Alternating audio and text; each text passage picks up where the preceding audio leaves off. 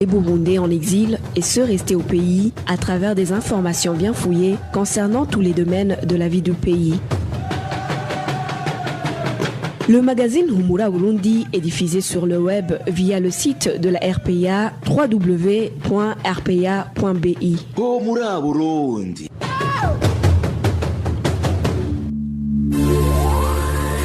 À la présentation, Janvier Ninina Hazgue. Bienvenue chers auditeurs au magazine Humura Burundi de ce mercredi 15 avril 2020 et dont voici d'abord les principaux titres. Triple assassinat de domestique de la commune Matana en province Bururi, meurtre commis par les agents de l'ordre. La Commission nationale indépendante des droits de l'homme non seulement reconnaît qu'il y a des personnes détenues illégalement, mais aussi déplore les conditions de détention dans différentes maisons carcérales. Enfin, report inédit du sommet extraordinaire des chefs d'État de l'EAC prévu ce mercredi. Un report proposé par le Soudan du Sud. Le développement des titres, c'est dans quelques instants et M. Steven Yungeko assure la mise en onde. Encore une fois, bienvenue. Meurtre ce mercredi matin de 3 domestiques de la commune Matana en province Bururi par des agents de l'ordre. Les 3 victimes ont été immédiatement enterrées à la va-vite et l'irritation de n'avoir pas trouvé le chef de ménage tant recherché serait à l'origine de ce triple assassinat. N'est-ce pas, Josiane Mouzaned? Vers 5 heures du matin de ce mercredi, les membres de la famille du surnommé Kaburimbo, retraités des anciennes forces armées burundaises, se sont retrouvés encerclés par un grand effectif de policiers, accompagnés par les jeunes du parti présidentiel dénommé Imbonerakure. Selon nos sources, ils étaient à la recherche de cet ancien militaire et auraient eu vent de sa présence dans ces lieux. Mais, poursuivent nos sources, aussitôt que 3 de ces domestiques leur ont fait savoir que leur patron n'a pas mis les pieds chez lui depuis des mois, les forces de l'ordre, pris de colère, ont sorti leurs armes de type pistolet et les ont tous abattus sur le champ. Ce crime a eu lieu en présence du commissaire provincial de police à Bururi et du conseiller communal de Matana, prénommé Bosco. Les mêmes sources font savoir qu'une fois exécutés, les corps des victimes ont été entassés dans la voiture de type Probox appartenant au chef de poste de Matana et finiront dans une fosse commune creusée à la va-vite. Pour le moment, les voisins de Kaburimbo et les habitants de la colline Rubanga, située en commune Matana de la province Bururi, sont tétanisés et disent ne pas comprendre le pourquoi de ce déplacement d'agression, surtout qu'après avoir commis ce forfait, ces policiers s'en sont également pris à 2 des voisins du surnommé Kaburimbo, eux aussi retraités et anciens membres des forces armées burundaises, et les détiennent dans un des cachots de la commune Matana. Vous saurez que le coup d'envoi de cette chasse à l'homme a été donné par Révérien Ndikuliyo, président de la Chambre haute du Parlement, lequel dignitaire a également promis une prime de 5 millions de francs burundais à celui qui capturera mort ou vif Kaburimbo, ou encore mieux, celui qui lui ramènera sa tête sur un plateau. Retrouvez les différentes productions de la RPA sur Facebook, YouTube, Twitter et sur www.rpa.bi. Persistance de la chasse et menaces contre les membres du parti CNL en zone Maramvia, commune Mutimbuzi de la province Bujumbura, ainsi qu'en province Karusi. Ces militants du parti CNL pointent du doigt certaines autorités locales et les Imbonerakure. Au moment où nombreux parmi eux sont en prison, leurs collègues demandent leur libération et que leurs droits soient respectés. Walter Kwizera nous en dit plus. En commune Mutimbuzi, ces membres du parti CNL sont victimes de leur appartenance politique. Depuis l'arrestation des 6 membres de ce parti lundi dernier, lors de l'ouverture de leur permanence, la chasse à l'homme a doublé d'intensité, comme le témoignent ces membres du parti CNL. La persécution des membres du parti CNL prend de plus en plus de l'ampleur en commune Mutimbuzi. Après l'emprisonnement des 6 membres du parti CNL à la brigade de Gatumba et leur transfert, ils ont arrêté cette fois-ci Thierry Nabangana, un autre membre du parti CNL. Il est accusé de tentative de tuer un Imbonerakure surnommé Mafieli. Mais c'est faux. Il a été arrêté parce qu'il a refusé d'adhérer au parti CNDD-FDD. Pour le moment, les autorités de la zone Marambia et les jeunes Imbonerakure circulent avec les mandats d'arrêt pour arrêter sans motif valable les membres d'opposition et notamment les membres du parti CNL. Nous, les habitants de la zone Marambia, surtout des traversales 13, 14 et 15, sommes très inquiets du comportement des Imbonerakure, dont Ibrahim et les autorités. Ils menacent les membres du parti d'opposition, surtout les membres du parti CNL. Pour le moment, ils ont des mandats d'arrêt partout où ils sont pour arrêter les membres d'opposition. Le chef de colline Marambia prend le devant dans ces arrestations. En province Karusi, sur la colline Muyange de la commune Bugenyuzi, un groupe des Imbonerakure dirigé par Hategekimana Cyprien, chef de cette colline, et son adjoint Bokuru Emmanuel ont provoqué des bagarres dans un bistrot où des membres du parti CNL prenaient un verre. Ces derniers ont été dépouillés de leur argent et téléphone avant d'être emprisonnés. Ils n'ont pas été entendus ce mardi et restent détenus à la prison communale. Merci à Walter Kwizera. 4 journalistes du groupe de presse Iwachu totalisent 177 jours d'incarcération à la prison centrale de Bubanza. Ils ont été arrêtés le 22 octobre 2019 au moment où ils s'étaient rendus en commune Musigati pour enquêter sur les combats qui opposaient les forces régulières et des groupes armés. Le tribunal de grande instance de Bubanza les a condamnés d'une peine de 2 ans et 6 mois de prison et d'une amende d'1 million chacun. Accusés au départ de complicité d'atteinte à la sûreté intérieure de l'État, ils ont vu l'infraction à leur charge modifiée dans le jugement du tribunal de grande instance Bubanza. Ils ont été condamnés pour tentative impossible de complicité d'atteinte à la sûreté intérieure de l'État. La défense de ces journalistes a interjeté appel vers la fin du mois de février devant la cour d'appel de Nahangwa. Ils attendent jusqu'à présent la fixation d'une audience. Les associations des défenseurs des droits humains nationales et internationales ne cessent de plaider pour la libération de ces journalistes qui, selon elles, ne sont victimes que de leur métier. La Commission nationale indépendante des droits de l'homme reconnaît qu'il y a des personnes qui sont détenues illégalement sur ordre de certains responsables administratifs. Lors de la présentation du rapport de 2019 devant l'Assemblée nationale ce mercredi, Sixtevini Nimuraba, président de la CNDH, a aussi indiqué que les membres de cette commission ont visité différents cachots et prisons et qu'ils ont constaté un effectif élevé par rapport à leur capacité d'accueil.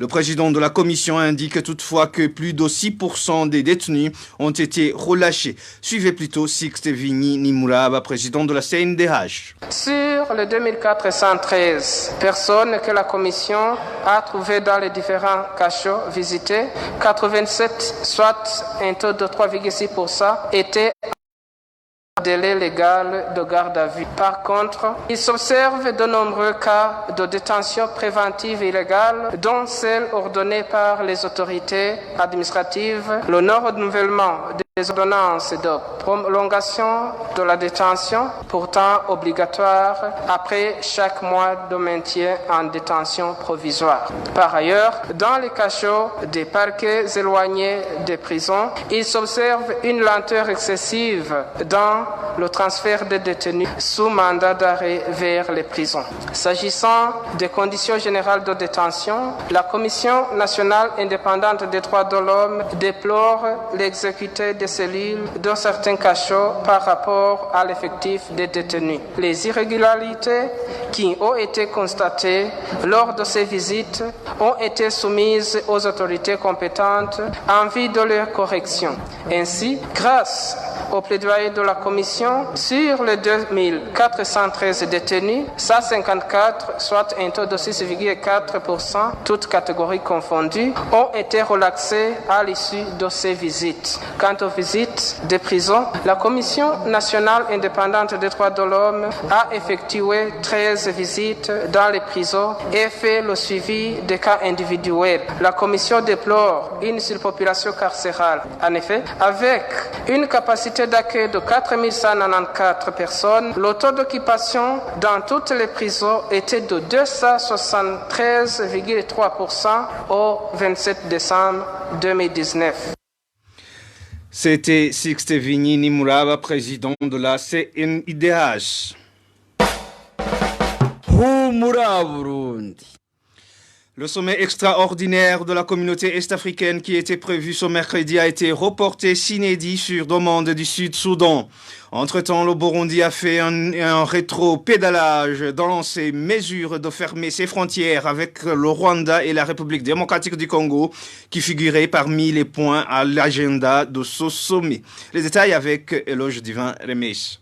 Le sommet a été reporté à une date sur demande du Soudan du Sud, comme indiqué dans une lettre du ministère rwandais des Affaires étrangères et de la coopération internationale. Initialement prévu pour ce mercredi à 11h, heure de Kigali et Bujumbura, soit 12h pour les autres pays membres, ce sommet avait été convoqué par le président Paul Kagame, qui assure la présidence en exercice de la communauté. Un seul point était à l'ordre du jour, à savoir la lutte contre la propagation du Covid-19. Une occasion pour ces chefs d'État d'analyser la mise en application des décisions de la dernière conférence des ministres de la Santé des pays membres qui avaient recommandé notamment la libre circulation des marchandises et des médicaments durant cette période de confinement et de fermeture des frontières dans tous les pays de la communauté. D'entrée de jeu, cette décision n'a pas toutefois été respectée par certains pays. Début de ce mois, le Burundi a bloqué des camions en provenance du Rwanda sur sa frontière avec le Rwanda, tandis que le Rwanda en a empêché de traverser son territoire en provenance de l'Ouganda et du Kenya pour se rendre au Burundi. Une situation qui, selon nos sources, a poussé les chefs d'État de la communauté à tenir ce sommet extraordinaire. À ce propos justement, le gouvernement burundais a fait un rétropédalage dans une note verbale du ministère d'Affaires étrangères. À dater de ce mercredi, les frontières avec le Rwanda et la RDC ont été uniquement réouvertes aux camions et véhicules transportant des marchandises et leurs mouvements ne feront plus objet d'escorte policière sur le territoire burundais. Enfin, un autre point devrait également retenir l'attention des chefs d'État, notamment celui d'un pays qui prend à la légère la pandémie de Covid-19 que notre source n'a pas voulu nommer.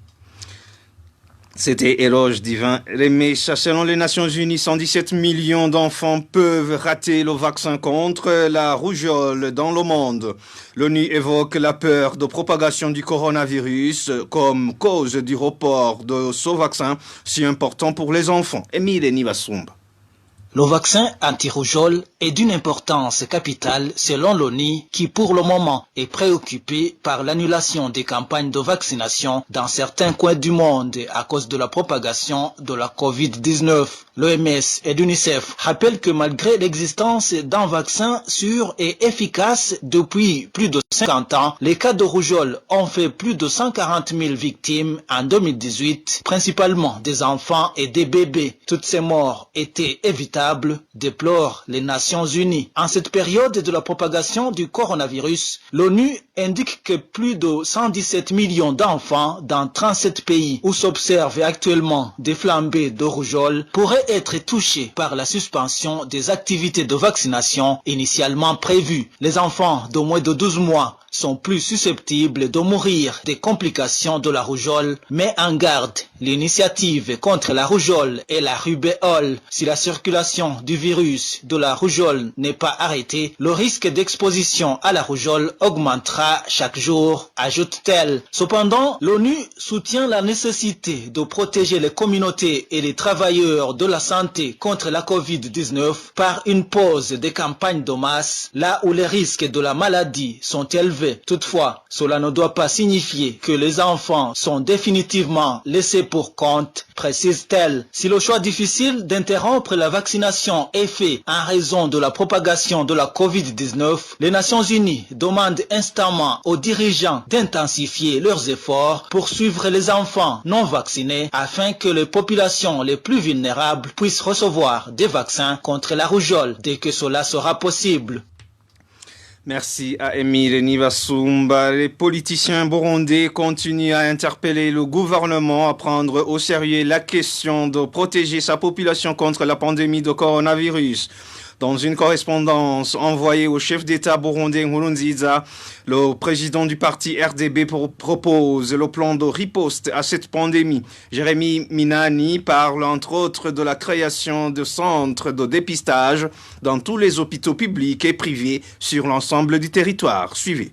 Nous sommes au milieu d'une pandémie planétaire qui est en train de décimer des centaines de milliers de personnes à travers le monde et jusqu'à présent, notre pays n'a toujours pas de plan de riposte face à cette pandémie, il a fallu que nous puissions proposer aux dirigeants de notre pays, quelque contesté soit-il, un plan de riposte qui passe par la prise de conscience du danger que constitue ce virus. Et ce plan, nous avons proposé plusieurs mesures, parmi lesquelles la création des centres de dans tous les hôpitaux publics et privés sur l'ensemble du territoire, la gratuité des tests de dépistage du coronavirus dans tous les hôpitaux publics et privés, la prise en charge totale par l'État des soins liés au coronavirus sur l'ensemble du territoire, la prise en charge sociale et financière des familles en situation de précarité suite au coronavirus, notamment ceux mis en quarantaine ou les familles des victimes de ce virus, la prise en charge totale des frais funéraires pour les victimes de ce virus. Les dirigeants de notre pays, ils ont intérêt à agir trop vite, avant qu'il ne soit trop tard. C'est leur responsabilité première. Et ils doivent savoir que s'ils n'agissent pas, ils seront un jour appelés à expliquer pourquoi ils n'ont pas agi.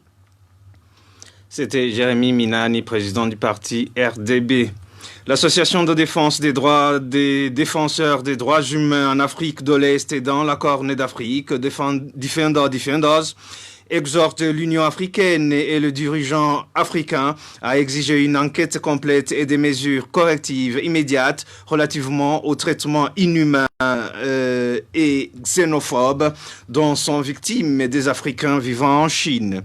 Dans une lettre ouverte au président de la Commission de l'Union africaine, Defenders estime que ces Africains subissent de tels traitements dans le cadre de Covid-19. Dans cette lettre, Defenders indique que les autorités chinoises soumettraient les Africains de la province de Guangdong, notamment à des tests rigoureux, à des mises en quarantaine et à des traitements inhumains.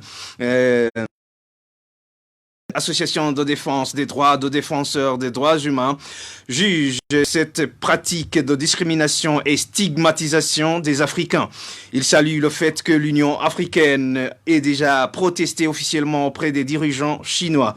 Defenders exhorte également les instances de l'Union africaine et les dirigeants africains à exiger une enquête complète et indépendante sur ces violations. Defenders espère toutefois que la Chine est consciente du fait que le peuple africain mérite le respect et l'égalité de traitement. Enfin, grogne des magistrats des tribunaux de résidence suite aux écarts entre les avantages en eau et électricité leur octroyés et celles des magistrats des autres instances. Des avantages de plus en plus insignifiants car non adaptés aux tarifs de la Régie des eaux. Ces magistrats des tribunaux de résidence demandent au gouvernement de rehausser ces avantages. Trésor Nyongabo nous en dit plus. Les avantages en eau et en électricité alloués aux magistrats ont été mis en place par le décret présidentiel numéro 100/232 du 23 août 2006. Le montant de ces avantages pour un magistrat du tribunal de résidence s'élève à 15 000 francs burundais. L'écart entre ce montant et celui d'un magistrat du tribunal de grande instance est de 20 000 francs burundais et de 41 000 francs burundais par rapport à celui d'un magistrat de la Cour suprême. Ces magistrats disent alors que le montant de 15 000 francs alloué au paiement des factures de l'eau et de l'électricité est insuffisant. Une situation qui s'aggrave avec la hausse répétitive des tarifs de la Régie des eaux au cours de ces 14 dernières années. En conséquence, ces magistrats sont obligés de payer ces factures à partir de leur salaire, précise un d'entre eux. Depuis la hausse des prix de la Régie des eaux, nous n'avons jamais reçu d'avantages supplémentaires en ce qui est du paiement de l'eau et de l'électricité. Les magistrats des autres instances judiciaires reçoivent des montants plus élevés alors que la consommation est la même. Ces magistrats indiquent qu'ils ont soumis leur doléance au ministre de la Justice, mais sans toutefois en avoir de réponse favorable.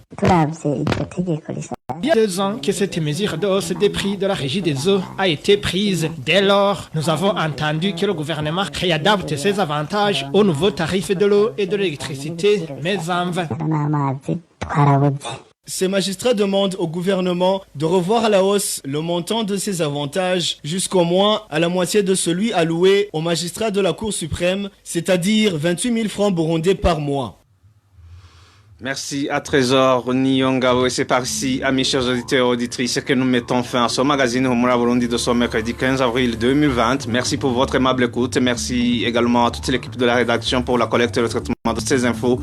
Merci à MSTV Nyungeko pour la bonne collaboration technique. À la présentation, vous étiez avec Janvier Ninina Adjé. Passez de bons moments chez vous. C'était le magazine Humura Burundi. Un magazine comptant pour relier les Burundais en exil et ceux toujours au pays à travers une information de qualité.